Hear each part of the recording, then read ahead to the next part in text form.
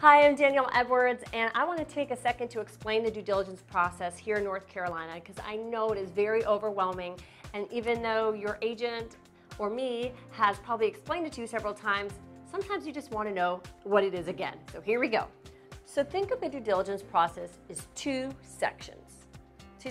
So in the first section is what I call the DD period.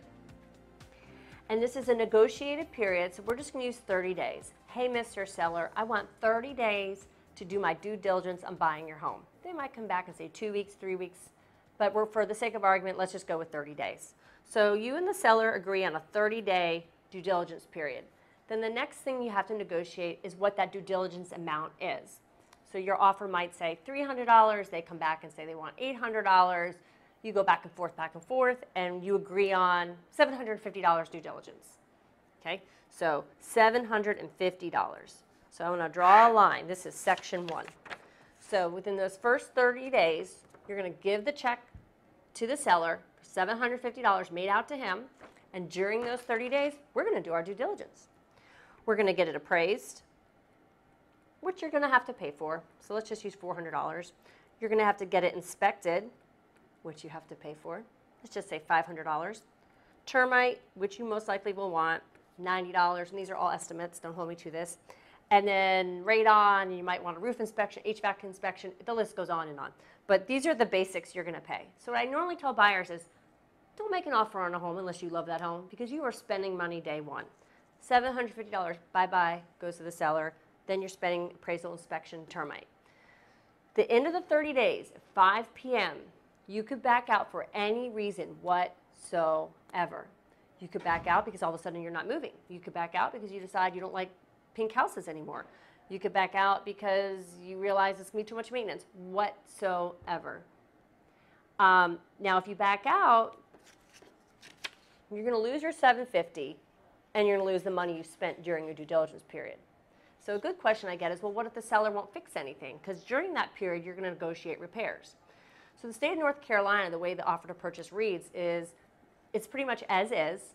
Seller doesn't have to fix anything, but normally they do. They do repair things. Now, they're not going to repair, in most cases, cosmetic stuff like a door that sticks, but think structural, think crawl space water, think roof leaks, major HVAC issues, termites. So those are things that they're going to fix, because if not, they're going to have to disclose it to the next buyer, or they're just going to have to fix it and put it back on their market. So it's in their best interest to fix it within reason.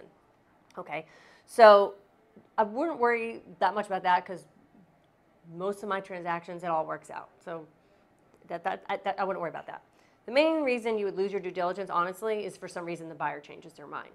So that's why I say you have to do a backflip when you see this house. I'm not paying the mortgage, you are. Okay, so this is our 30 days. We've written a check $750. Now here's the good news. When you buy the house at closing, you're going to get that $750 back. Okay? So you get your $750 back at closing. Yay! Step 2, second section is your earnest money section. That's normally what your mom, your dad, or your last transaction, what we're all used to, because this due diligence thing, it started like 3-4 years ago. It's new. Okay? Earnest money is typically 1% of the contract price. So if I'm with a buyer, we're buying a $400,000 home, that earnest money is $4,000. And again, you get that back at closing. Follow? Now here's the kicker. When you write this offer, you're also going to write a check for $4,000 made out to, assuming you're using me as your agent, made out to RE/MAX Executive. I take that check and I put it in a little safety account. It does get cashed. It's in escrow. It's there waiting for you with your name on it with a bow. Nothing happens to it. Now, if you back out during these 30 days, within 2 to 5 business days, you would get your $4,000 back. After day 30 at 5 p.m., 5:01 p.m., if you back out, you would lose your $4,000. You're not going to get it back from escrow. Now, the good news is when you go to closing, you're going to get your $4,000 and your $750 back. But the main thing is, when you go to contract, normally you write 2 checks. And sometimes there's creative things you can do, but for the sake of argument, if you're my buyer, you're writing 2 checks. The seller needs to know you have $4,000, that's liquid, it's there, and we're not going to be chasing it down on day 31. So that's the due diligence period. If it has not been explained to you like this, and you're a buyer out there that's clueless and you have not signed a buyer agency agreement, I would love to work with you if you're here in the Charlotte area, because understanding the due diligence period is first and foremost the most important thing your realtor should be doing on day one when they meet you. Second to being pre-approved. I can't stress that enough. You need to know what you're getting into. It's your money, not my money, and I've yet to have someone lose money. So I think I'm doing a good job. So if you have any questions, comment below. You can call me 704-604-2999 or just send me an email, drivendanielle@gmail.com. Thanks, I hope this was helpful, and I look forward to hearing from you.